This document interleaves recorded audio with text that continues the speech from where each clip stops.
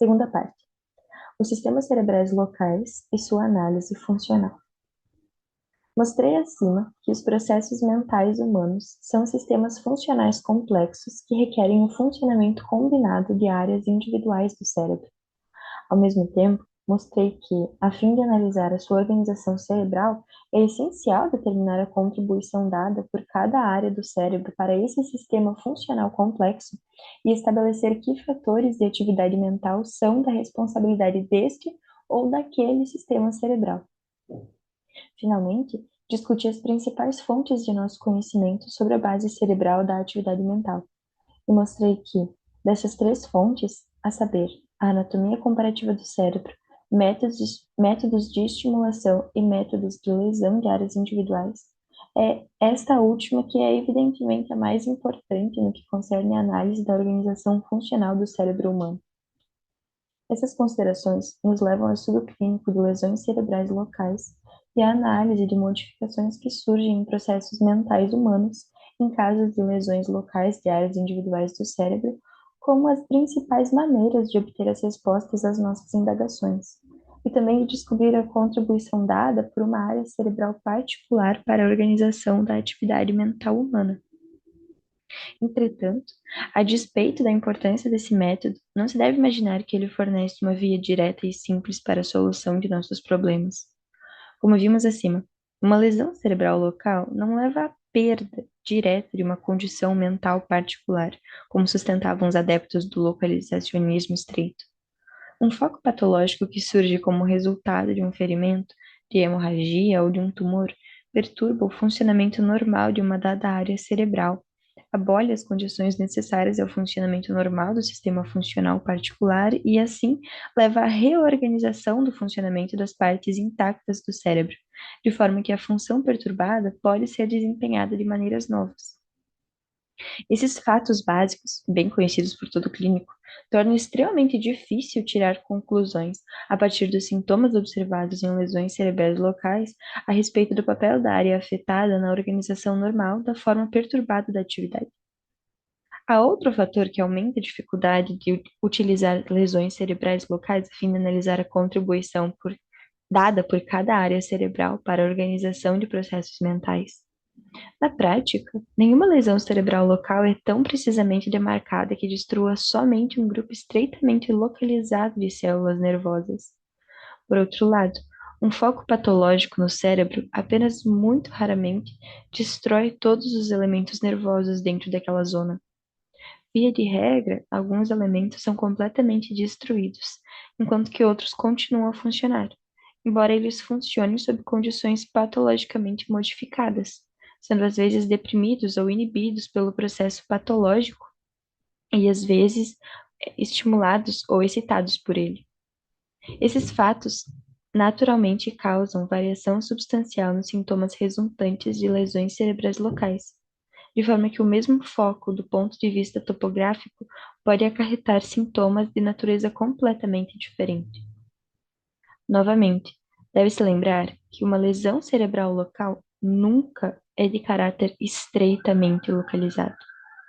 Via de regra, todo foco patológico é circundado por uma zona perifocal, patologicamente alterada, na qual o tecido nervoso tem que funcionar sob condições modificadas por alterações na hemodinâmica e no fluxo do fluido cérebro-espinal, levando a isquemia em alguns casos e a edema em outros. Essas alterações variam do caso para caso e de fase para fase, de modo que o estudo da dinâmica da doença começa finalmente a assumir especial importância.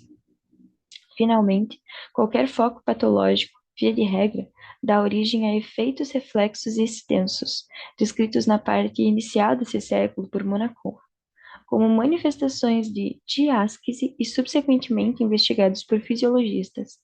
Essas investigações revelaram fenômenos interessantes, tais como o aparecimento de focos de excitação em espelho, e os referidos fenômenos demonstraram a vasta extensão de espraiamento da influência de um foco aparentemente estreitamente localizado.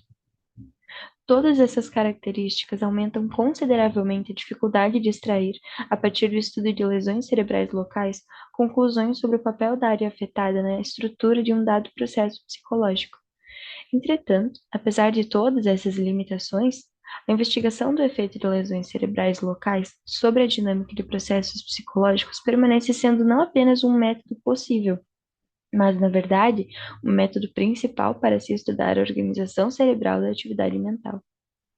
Se descrevermos em um número suficientemente grande de casos as alterações em processos mentais humanos que surgem em casos de lesões cerebrais locais, qualificarmos cuidadosamente os fatos descobertos, distinguirmos os fatores básicos que levam ao seu aparecimento e, se então compararmos todas as alterações que surgem nesses casos com os processos que permanecem intactos, ou, em outras palavras, se analisarmos não apenas sintomas, mas sim síndromes completas associadas à lesão, poderemos conseguir processos substanciais no sentido tanto da identificação dos aspectos de uma atividade mental específica que estão diretamente vinculados a uma área específica do cérebro, como da determinação da contribuição dada por aquela área no cérebro para a construção de processos mentais humanos. Este método, o método básico da nova disciplina científica da neuropsicologia, é aquele que utilizarei durante toda a segunda parte deste livro. Darei preferência à análise das funções do hemisfério dominante, esquerdo, que são bem mais conhecidas. Embora a predominância inequívoca do hemisfério esquerdo sobre o direito não seja encontrada em todos os casos, de acordo com Subirana, verifica-se em apenas 63,1% dos casos. Estudaremos sucessivamente as alterações em processos mentais que surgem em lesões das divisões occipital, visual, temporal, auditiva, parieto-temporo-occipital, pré-motora e frontal do cérebro, descrevendo as alterações em pauta da forma mais completa possível e completando a nossa descrição com uma análise das alterações produzidas por lesões da região límbica, partes mediais do córtex, e das estruturas cerebrais profundas, estruturas do tronco cerebral. Finalmente, consideraremos inúmeros problemas não resolvidos, entre os quais se inclui a questão ainda inadequadamente estudada das funções do hemisfério cerebral não dominante, direito. Esse é o plano básico dessa segunda parte do livro. Capítulo 3. As regiões occipitais e a organização da percepção visual. Como já mencionei, as zonas occipitais do cérebro constituem o centro cortical do sistema visual. Naturalmente, portanto, uma lesão dessas zonas deve acarretar primariamente um distúrbio do processamento de informações visuais. E isto deve se refletir naqueles processos mentais dos quais a análise e a síntese visuais participam de forma direta. Examinemos muito sucintamente os distúrbios dessas funções que surgem em lesões da região occipital do cérebro e tentemos descrever os aspectos característicos de lesões que afetam porções individuais dessa região. Áreas primárias do córtex occipital e as funções visuais elementares.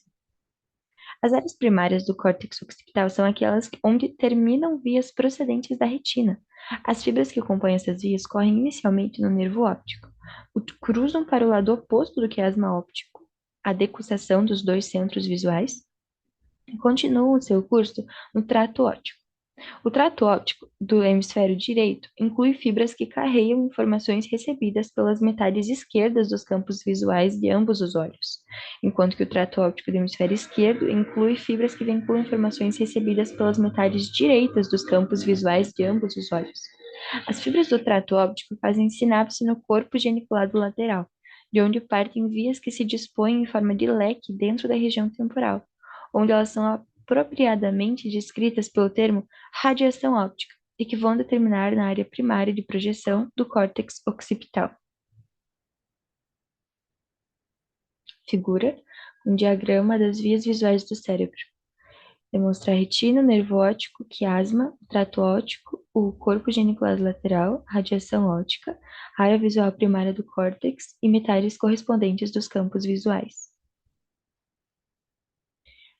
É claro que, em virtude desse arranjo das fibras da via óptica, uma lesão do nervo óptico acarreta cegueira em um olho e uma lesão do quiasma óptico em suas porções mediais, ou resulta em perda de ambos os campos externos temporais de visão, ao passo que lesões no trato óptico, da radiação óptica ou do córtex visual de um hemisfério redundam em perda dos campos opostos de visão, ou, para usar o termo empregado em neurologia, em hemianopsia homônima contralateral.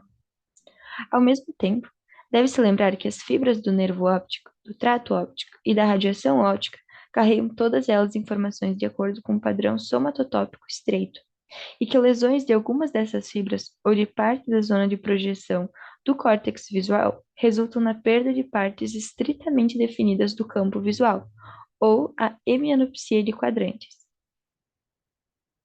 Duas figuras, um diagrama da radiação óptica, uma imagem do cérebro e o apontamento do nome de certas estruturas, e um esquema das projeções retinianas sobre o córtex visual e do caráter somatotópico de áreas primárias do córtex visual, área 17 de Brodmann, segundo Holmes. Campo visual, córtex visual, lábio inferior da fissura calcarina, lábio superior da fissura calcarina.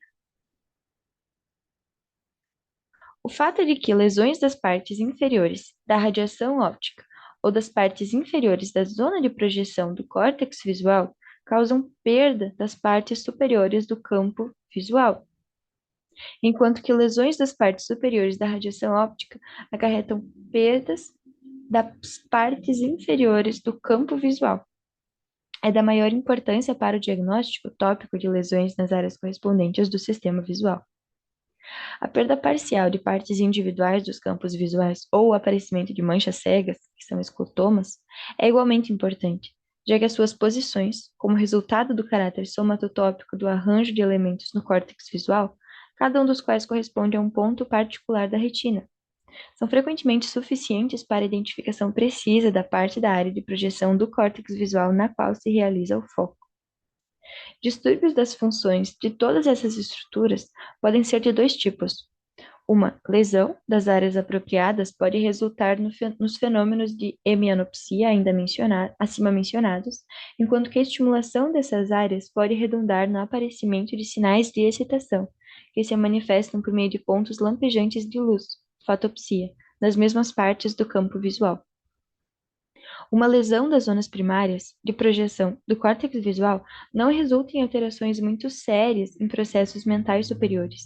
O distúrbio permanece um distúrbio parcial, mas pode aparecer como cegueira central, se o córtex visual de ambos os hemisférios for afetado, ou como a hemianopsia total, homônima, ou parcial, de quadrantes, se a lesão se localizar em uma região occipital.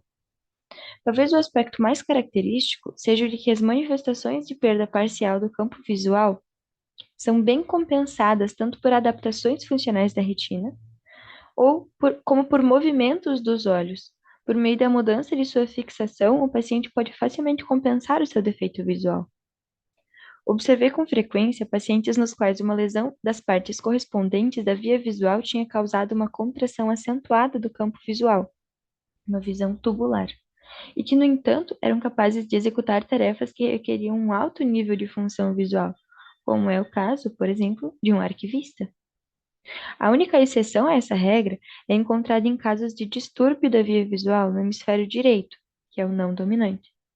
A lesão pode acometer o córtex visual direito ou as partes profundas das regiões occipitais ou temporais direitas, incluindo-se aqui as estruturas do corpo geniculado lateral. Nesses casos, como foi apontado há muitos anos atrás, surge um fenômeno característico, a hemianopsia fixa do lado direito. Far-se-á mais tarde, quando examinarmos os distúrbios decorrentes de lesões no hemisfério direito, não dominante, uma análise desse fenômeno. O paciente não nota os defeitos do campo visual, não os compensa por meio de movimentos oculares e, conseguindo ver apenas o lado direito de uma figura ou de um texto a ele apresentados, atribui os defeitos de sua visão a defeitos no material exibido. Por exemplo, ele lê somente a metade direita de um texto, não consegue compreender o assunto do referido texto e supõe que ele é destituído de sentido. Tais pacientes caracteristicamente começam a ler, escrever ou desenhar apenas na metade direita do papel. E sintomas desse tipo imediatamente sugerem que a lesão se localiza na região occipital direita. Esse fenômeno, às vezes descrito como agnosia espacial unilateral, pode também se manifestar em pacientes com lesões nas porções profundas de regiões mais complexas do hemisfério direito. Voltaremos a examiná-lo mais adiante. Zonas secundárias do córtex occipital e funções óptico-gnósticas. As zonas secundárias do córtex occipital diferem consideravelmente das zonas primárias, de projeção, sobre as quais elas estão localizadas, tanto em sua estrutura como em suas funções. A característica peculiar das zonas secundárias do córtex occipital é que a quarta camada, aferente, de células que recebem impulsos da retina é muito menor do que nas zonas primárias. Inversamente, as camadas associativas superiores, que consistem principalmente em células com axônios curtos, que constituem agora a maior parte da espessura dessas zonas secundárias ou de projeção-associação, que foram recentemente chamadas áreas corticais intrínsecas. Um corte, através das camadas da região situada entre as áreas primária e secundária do córtex occipital, retirado do trabalho clássico de Brodmann, é ilustrado na figura 24. A figura 24 é uma estrutura citoarquitetônica dos córtices visuais primário e secundário, secção através do limite entre as áreas 17 e 18 de Brodmann. Parece um monte de risquinho. Não entendi nada. Ele demonstra claramente as alterações radicais que ocorrem na estrutura citoarquitetônica do córtex quando vamos das zonas primárias para as secundárias. Ah, ok.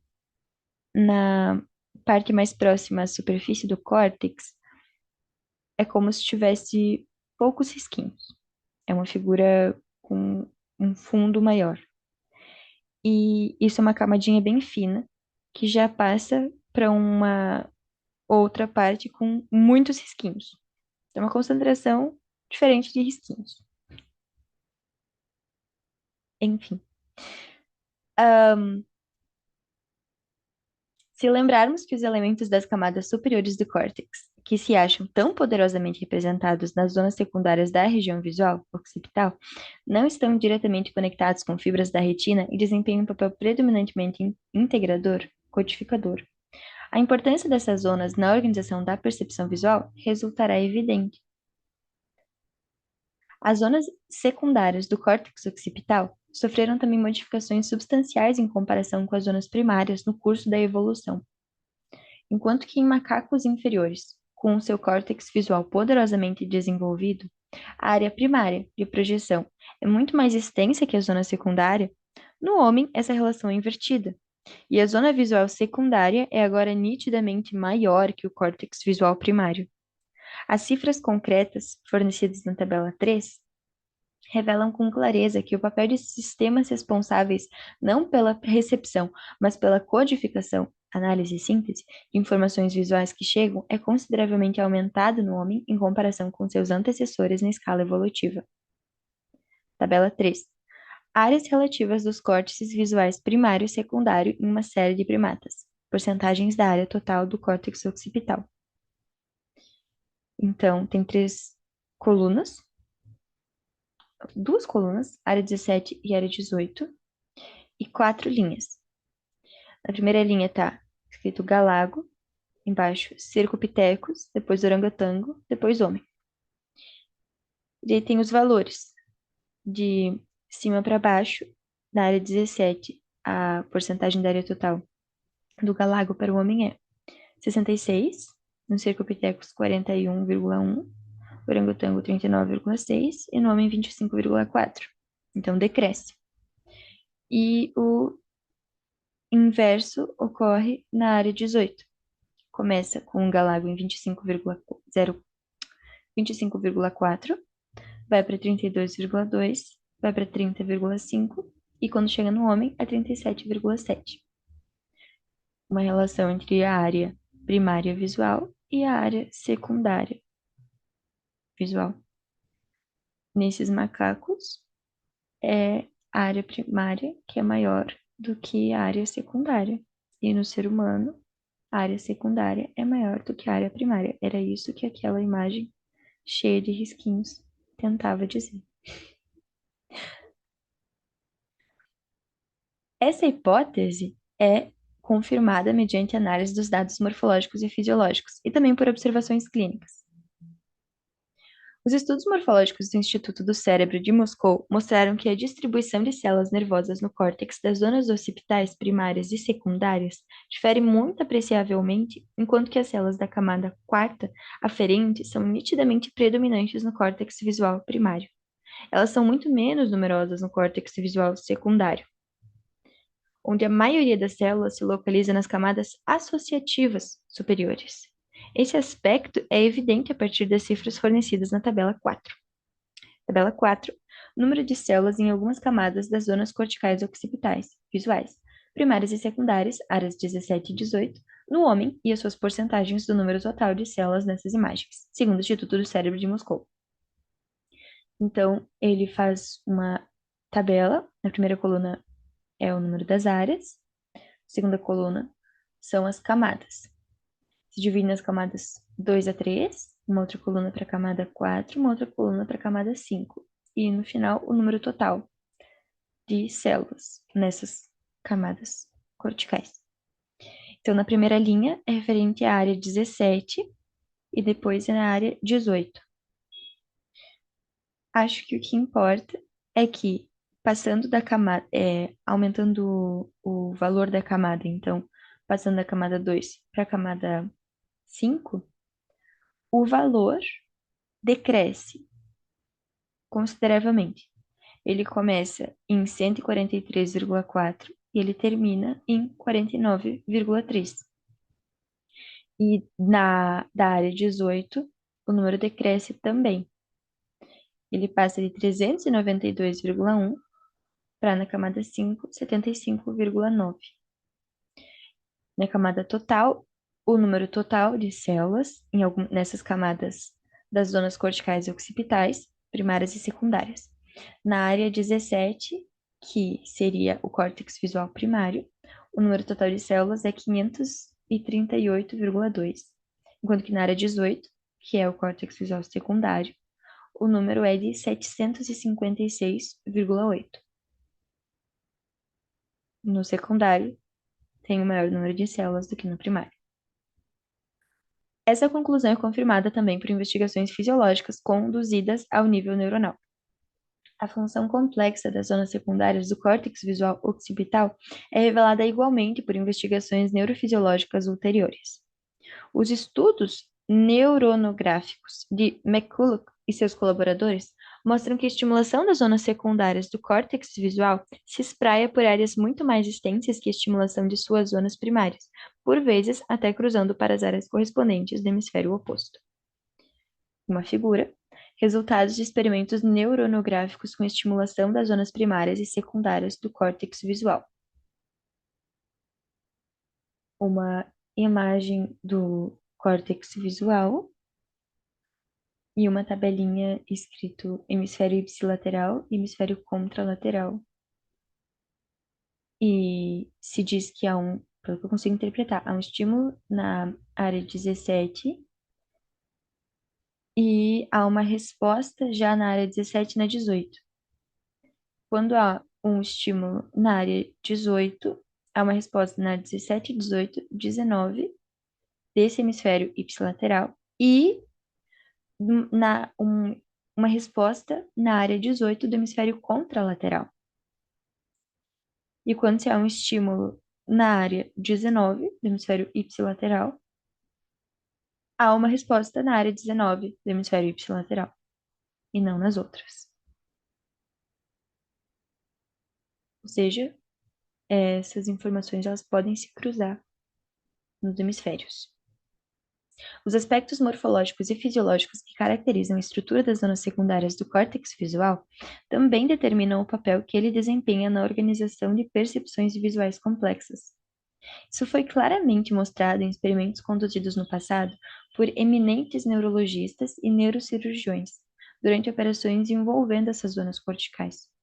As suas observações, que já foram mencionadas, mostraram que a estimulação das zonas primárias do córtex occipital por uma corrente elétrica pouco intensa evocava o aparecimento de alucinações visuais elementares.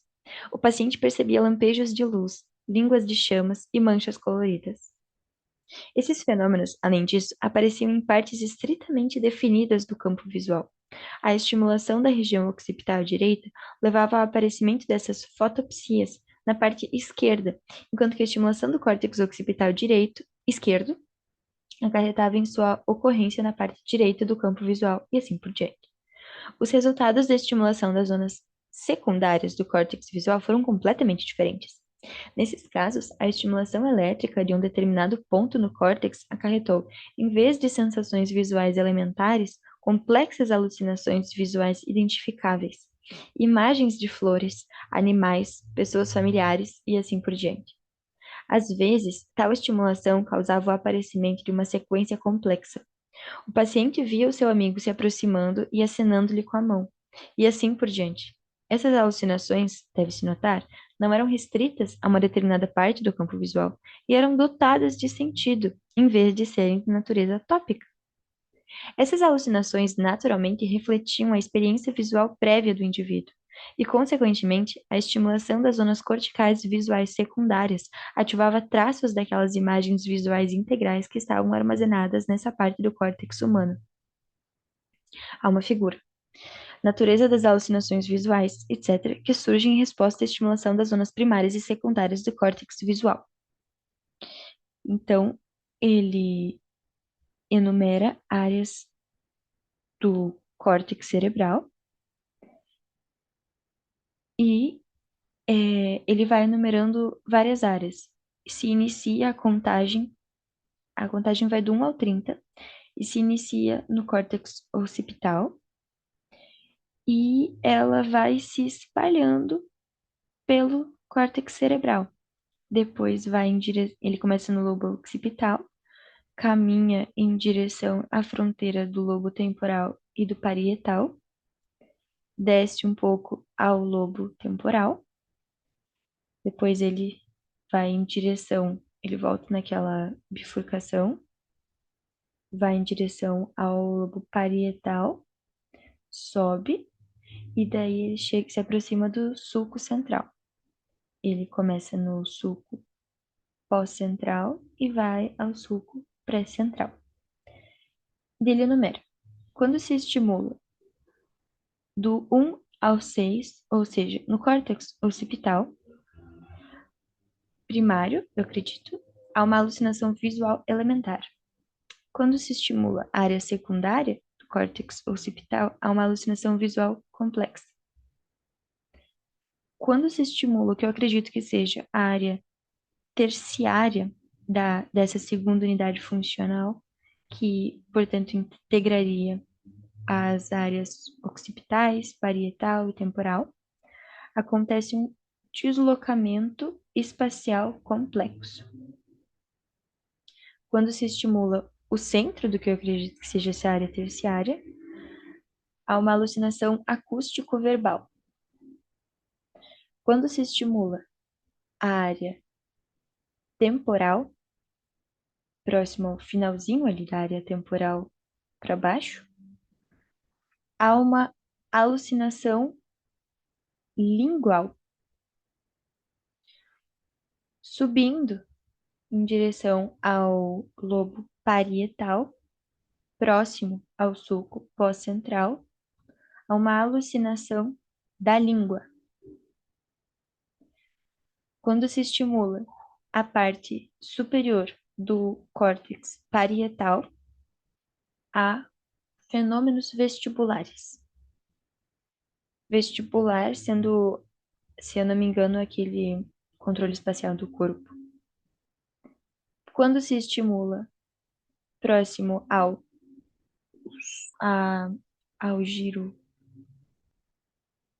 pré-central, a produção de sons e palavras, uma alucinação sensorial. Segue-se que as zonas secundárias do córtex visual, com sua estrutura complexa e a sua facilidade para a extensa disseminação de excitação, desempenham o papel de sintetizar estímulos visuais, codificá-los e formá-los em sistemas complexos. Pode-se, portanto, concluir que a função das zonas secundárias do córtex occipital é converter a projeção somatotópica da excitação visual que chega em sua organização funcional. Consequentemente, essas zonas desempenham um papel decisivo no fornecimento de um nível superior do processamento e armazenamento de informações visuais. Observações de alterações em processos visuais que surgem em pacientes portadores de lesões locais das zonas secundárias do córtex visual contribuem com evidências adicionais a respeito do modo pelo qual as zonas occipitais secundárias sintetizam excitações visuais e criam, assim, a base fisiológica para as percepções visuais complexas. Essas observações revelam que as lesões locais dessas partes do córtex occipital não levam nem à hemianopsia, nem à perda de parte do campo visual. Tampouco determinam diminuição da acuidade visual.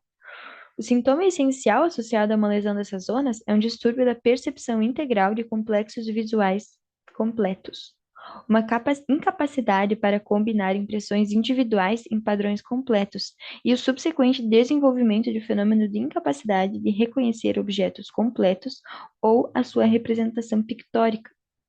Um paciente com uma lesão das zonas visuais secundárias não é cego. Ele ainda pode ver as características individuais e, por vezes, as partes individuais de objetos. O seu defeito reside em que ele não pode combinar essas características individuais em formas completas.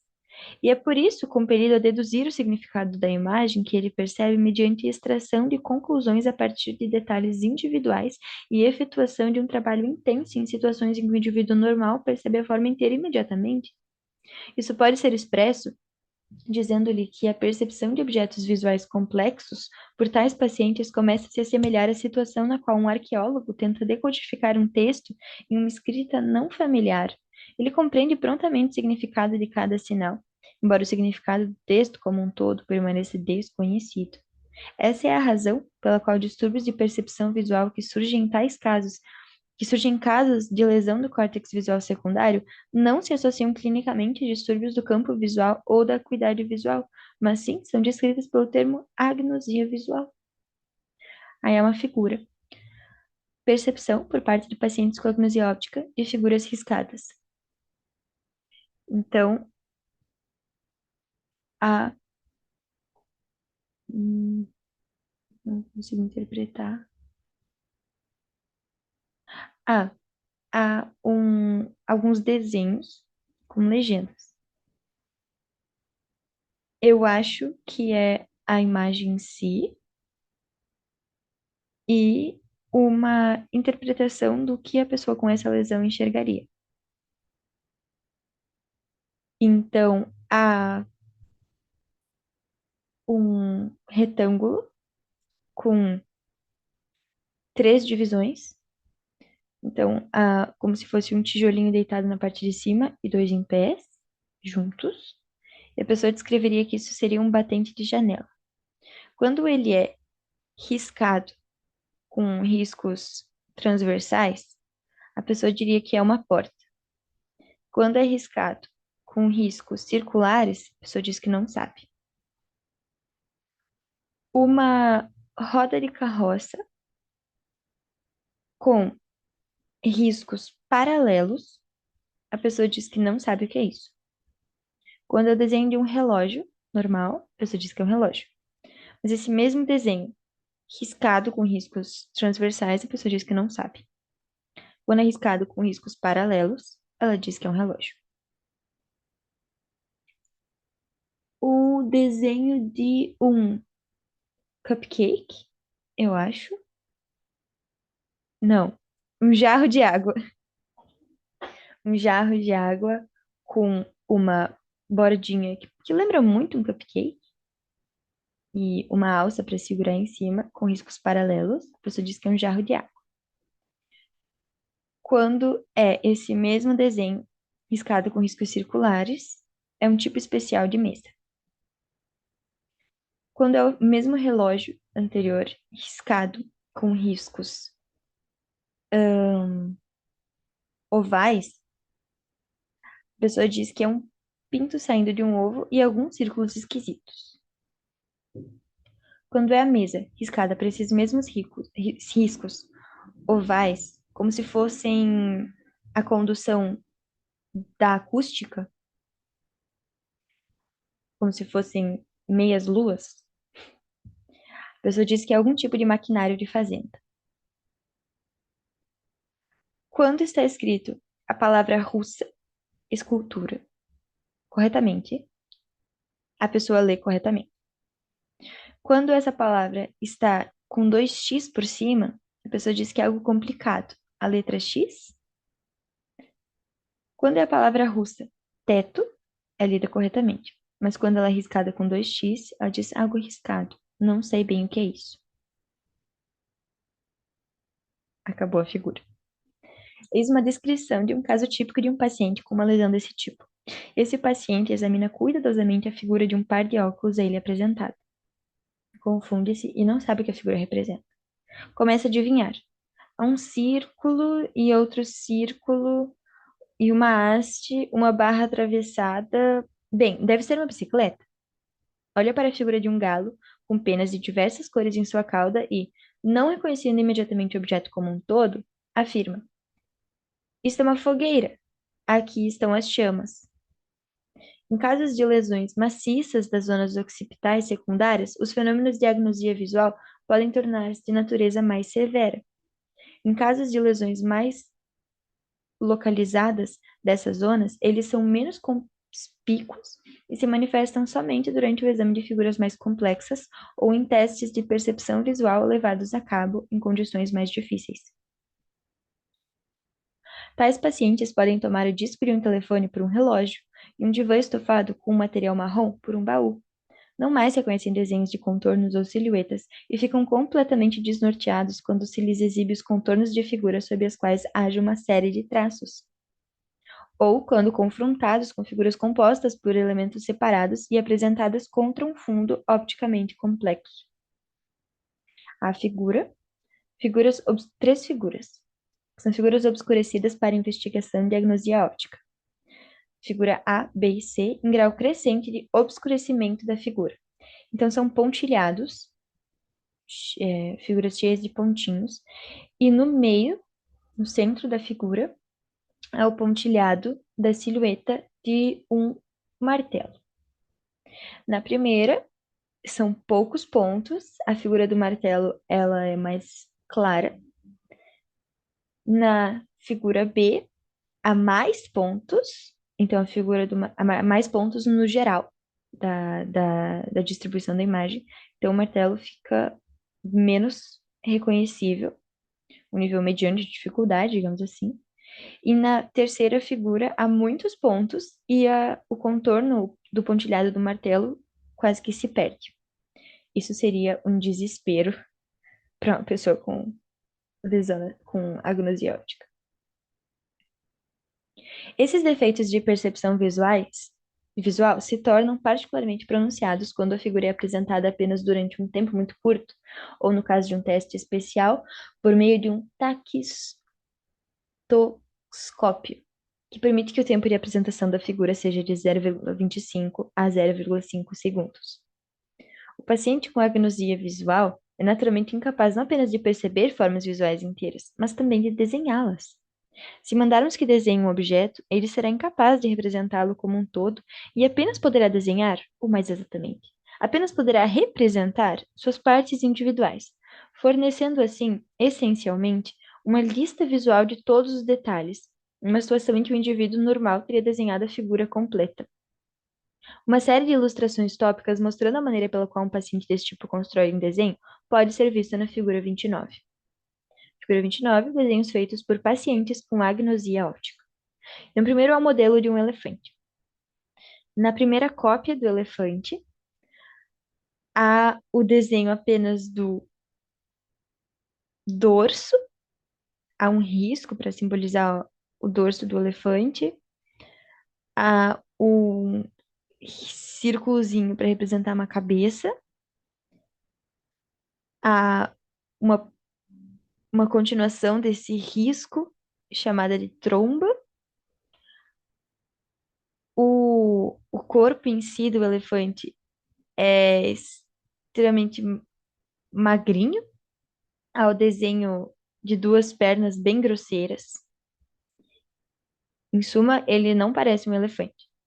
E na segunda cópia, o desenho é pior ainda. O dorso ele continua o mesmo, continua um risco, com umas costas e um ventre bem magrinho. Há um risco para simbolizar a cabeça, um círculozinho mal feito para representar um olho. E essa cópia foi feita com assistência oral. E há uma trompa um pouco mais parecida com o que seria uma trompa normal, mas uma localização espacial errada. E riscos grosseiros para simbolizar pernas. E o segundo desenho seria o de um camelo. O camelo ele tem duas corcovas bonitinhas, ele tem um rabinho pequeno, ele tem duas pernas bem desenhadas e outros dois riscos para representar outras duas pernas e muitos círculos na região que seria a cabeça. E para representar um homem, há o que seria a cabeça de um homem, só que com um círculo menor, e o olho, o nariz, as orelhas e a boca, e a cabeça em si, na realidade, estão espalhadas pela folha, elas não estão no mesmo lugar. Há riscos simbolizando botas, riscos simbolizando as pernas, e há dois círculos ovais, um de um lado da folha, outro de outro lado, simbolizando os braços. Não há conexões entre os desenhos. As formas mais severas de agnosia visual são encontradas em pacientes com lesões das zonas secundárias de ambos os lobos occipitais. Mas as características de um tal colapso da síntese visual pode também ser observada de forma suficientemente clara em pacientes com lesões unilaterais. É essencial notar que o distúrbio da síntese visual, que surge em lesões das zonas secundárias do córtex occipital, permanece sendo um defeito parcial e não afeta outras modalidades nesses pacientes, nem os seus processos intelectuais. Embora incapazes de perceber visualmente objetos inteiros, tais pacientes ainda podem reconhecê-los pelo tato e apresentam pequena dificuldade no desempenho de operações intelectuais complexas, compreendem o significado das histórias, podem utilizar relações lógico-gramaticais, efetuar cálculos e assim por diante. Os mecanismos fisiológicos que estão na base desses distúrbios da percepção visual ainda não são adequadamente compreendidos. Entretanto, um grupo de fatos permite progresso substancial nesse campo. Já em 1909, o neurologista húngaro Balint fez uma observação que lançou considerável luz sobre os mecanismos que estão na base desses distúrbios de agnosia visual. Observando um paciente com uma lesão bilateral das zonas anteriores do córtex occipital ao nível de seu limite com a região parietal inferior, ele verificou que esse paciente tinha um claro e característico decréscimo de seu âmbito de percepção visual. Esse distúrbio diferia de casos de constrição do campo visual resultante de lesões do trato óptico ou das zonas primárias do córtex visual, pelo fato de que ele era medido em unidades de significado e não em unidades de espaço. Esse paciente podia apenas ver um objeto por vez, independentemente do tamanho desse objeto. Podia tratar-se de uma agulha ou de um cavalo, e era completamente incapaz de perceber dois ou mais objetos simultaneamente. Observações semelhantes foram posteriormente feitas por Holmes e por Decain, Ágil, Guerra e Massorret, e foram estudadas de perto em investigações experimentais especiais. Essas observações mostraram que pacientes desse tipo são de fato incapazes de perceber dois objetos simultaneamente, principalmente se eles forem apresentados apenas durante um tempo muito curto, por meio da utilização de um taquistoscópio, e se não houver oportunidade para uma mudança de fixação.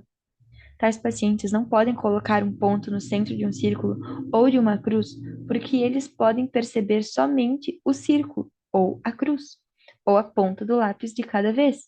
Não podem desenhar o contorno de um objeto ou unir os traços individuais durante a escrita. Se veem a ponta do lápis, perdem a linha, e vice-versa. Em função desse estreitamento funcional do campo visual e de sua limitação ao objeto, esse fenômeno foi denominado agnosia simultânea. O distúrbio concomitante de coordenação óptica motora ou ataxia de fixação foi explicado com base na suposição de que, em vez dos dois pontos excitados presentes em cada campo visual normal, um no centro do campo, refletindo a informação que atinge o indivíduo, e outro na periferia do campo visual, fornecendo indicação de sua relação com objetos visuais periféricos e evocando um reflexo de orientação que leva a um deslocamento organizado de fixação, apenas um ponto excitado permanece no campo visual desses pacientes, tendo o segundo, o periférico, que dirige o movimento potencial de fixação, desaparecido. Este estado de coisas que foi verificado em experimentos de registro dos movimentos oculares de um paciente desse tipo, examinando uma forma geométrica particular, ao contrário do que sucede em um indivíduo normal, os movimentos oculares eram severamente desorganizados e atáxicos. Em duas figuras que descrevem isso. A figura de coordenadas óptico-motoras em casos de agnosia simultânea, com dois itens de figura, rodeamento e desenho, e a escrita. Então, no início, a, a proposta é de desenhar uma linha ao redor de um triângulo. O paciente faz como se fosse o desenho de um quadro, partindo do centro do triângulo, e sai para fora. A proposição é de desenhar uma linha ao redor de um círculo. Ele começa no centro do círculo, ele faz uma volta com o lápis e ele vai lá para fora. Mas ele não consegue circular o círculo. Na, no item B, a proposta de escrever, se escrevem letras inicialmente separadas, ininteligíveis, com risco em cima. Depois a proposição de desenhar um círculo. Ele desenha um círculo. Desenhar uma linha ao redor de um círculo. E o paciente descreve que é difícil. Não consigo ver o lápis e o círculo ao mesmo tempo. Minha mão não vai aonde eu quero que ela vá. Ele não consegue. E a proposta de desenhar um círculo entre dois círculos já existentes. Ele faz um contorno de dentro de cada círculo. Esses círculos, eles têm um círculo menor por dentro, um círculo maior por dentro. E é como se ele fizesse o desenho de uma pedrinha de anel em cima de cada um, mas ele não une os círculos próximos. E depois há escritas que não estão posicionadas corretamente nas linhas de um caderno, estão umas por cima das outras, ininteligíveis. E depois há a segunda figura, movimentos oculares durante o exame de A. Imagens complexas, B. Formas geométricas entre o indivíduo normal e examinando uma esfera e um busto, e o paciente com agnosia simultânea, examinando as mesmas figuras. Então, o desenho dos movimentos oculares, eles são bem é, espalhados pela figura. Então, primeiro tem a imagem de o desenho de um rosto de uma menina, e os movimentos oculares da pessoa com agnosia, eles fazem todo o contorno do rosto da menina, contornam os olhos da menina, contornam o nariz e boca da menina e pulam de um lado para o outro do desenho. Na figura B, que seria formas geométricas, a, primeiro como que é o movimento dos olhos do indivíduo normal, ele faz todo o contorno de uma imagem que seria uma esfera e um busto. E o. Ah, não. Primeiro, movimentos oculares do indivíduo normal. Depois, os movimentos oculares desse indivíduo normal, analisando uma esfera e um busto. E depois, o paciente com agnosia, examinando as mesmas figuras. Formam. É como se o movimento ocular fosse um lápis.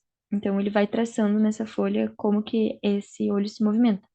No indivíduo normal, passa pelo contorno e faz algumas percepções maiores em certos detalhes da figura analisada. No paciente com agnosia, esses desenhos formados são desorganizados. Eles vão para todos os lados, eles fazem curvas, eles se centram em pontos, eles vão para outros, eles passam rapidamente para o outro lado. Não há muita coerência do contorno daquilo que eles estão tentando observar. Os desenhos comparados deles com os de agnosia com os indivíduos normais são bem diferentes. Essa síndrome foi submetida a extensa análise experimental. Pribban mostrou que macacos submetidos à remoção bilateral dos giros temporais inferiores respondem a um número menor de um conjunto de objetos simultaneamente apresentados. Butters verificou que esse defeito se estende a aspectos auxiliares de figuras complexas. Macacos normais são menos suscetíveis ao prejuízo causado pela remoção de um ou outro desses aspectos. Pribban e seus colaboradores realizaram experimentos fisiológicos para mostrar que esse efeito é devido a alterações de atenção mediadas por um mecanismo corticífago que influencia o processo visual a partir do córtex temporal inferior. Em suas Clínicas às Quartas-feiras, Pavlov discutiu fatos de natureza semelhante descritos originalmente por Pierre Janet. Ele deu a esse fenômeno uma interpretação fisiológica, sugerindo que as células do córtex occipital visual de um paciente desse tipo estavam tão debilitadas pelo processo patológico que eram incapazes de lidar simultaneamente com dois estímulos, de forma que um ponto excitado exercia um efeito inibitório sobre o outro ponto excitado, tornando-o assim aparentemente inexistente.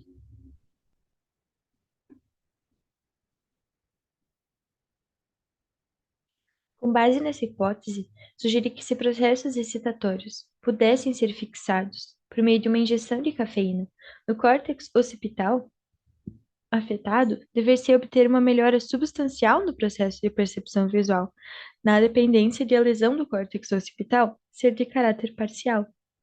Testes dessa natureza levados a cabo em um paciente com ferimento à bala bilateral nas zonas anteriores da região occipital revelaram precisamente esse efeito. Após uma injeção de 0,05 ml de uma solução de cafeína a 1%, o paciente foi capaz de perceber dois, em alguns casos, três objetos simultaneamente por um certo intervalo de tempo, 30 e 40 minutos, que correspondem à duração da ação da cafeína. E as características de ataxia visual desapareceram. Há um asterisco do canto da página, escrito: Pavlov tinha o hábito de se reunir com os discípulos às quartas-feiras para discutir problemas de interesse fisiológico e clínico. Nota do tradutor. Certo.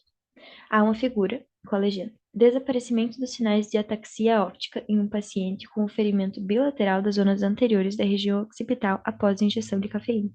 Testes envolvendo a colocação de um ponto no centro de um círculo e de uma cruz e o traçado de contornos. As figuras que são antes da injeção da cafeína, que se pede para fazer essas mesmas tarefas, mas o paciente não consegue. Ele faz um risco grosseiro no triângulo, ele faz vários pontos em círculos, vários pontos espalhados, não no centro, e numa cruz ele faz vários pontos ao redor do centro, mas ele não atinge o centro da figura. Agora, 30 minutos após a ingestão de cafeína, ele consegue fazer uma linha ao redor do triângulo, como tinha sido pedido. Ele consegue fazer ponto praticamente no centro do círculo e ele consegue fazer um ponto no centro da cruz. Os fatos descritos até aqui ainda não respondem diretamente à questão dos mecanismos fisiológicos de todo o distúrbio de percepção visual.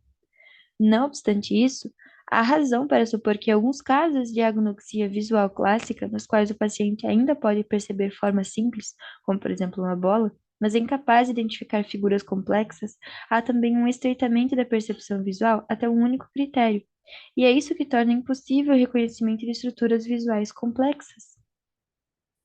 Deve-se admitir que há motivo para supor que os mecanismos acima descritos se relacionem àquelas formas de agnosia visual que foram originalmente descritas por Lissauer, como cegueira mental aperceptível, e que há outros casos, descritos pelo mesmo neurologista, sob a rúbrica de cegueira mental associativa, nos quais o paciente continua a perceber o quadro visual inteiro, mas é incapaz de reconhecê-lo e de determinar o seu significado. Os mecanismos dessa condição, entretanto, ainda são desconhecidos.